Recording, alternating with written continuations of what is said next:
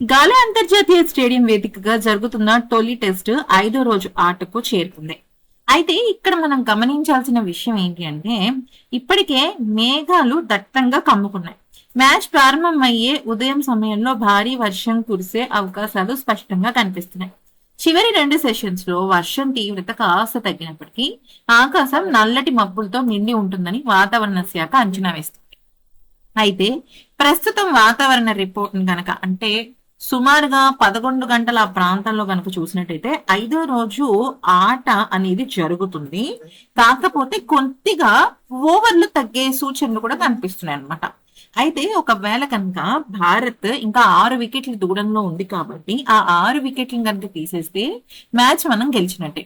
Almost వర్షం పడుతుంది కానీ అది ఆటని పూర్తిగా అంతరాయం కలిగించదు. ఒకవేళ ఆట రద్దయితే ఎవరు విజేత అనేది మీకు డౌట్ రావచ్చు. ఇంకా చెప్పాలి అంటే మన భారత జట్టు 178 పరుగుల ఆధిక్యం సాధించినప్పటికీ అది పరిగణనలోకి తీసుకోదు. ఇక్కడ ఆట పూర్తిగా ముగిసిపోవాలన్నమాట.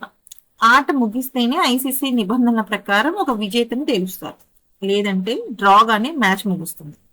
అయితే ఇక్కడ గమనించాల్సిన విషయం ఏంటంటే డ్రాగా ముగిసింది అంటే మాత్రం మన భారత జట్టుకి చాలా పెద్ద ఎదురుదెబ్బ. వర్షం పడినా కూడా మ్యాచ్ మొత్తం జరిగింది అని గనక మనం చూసినట్టయితే అంటే ఇప్పుడు మన భారత జట్టు చాలా ఈజీగా 6 వికెట్లు తీయాలి, ఆటకి సమయం దొరికింది, ఆడే అవకాశం వచ్చింది అన్నప్పుడు అలా జరిగితే ఖచ్చితంగా భారతే గెలుస్తుంది.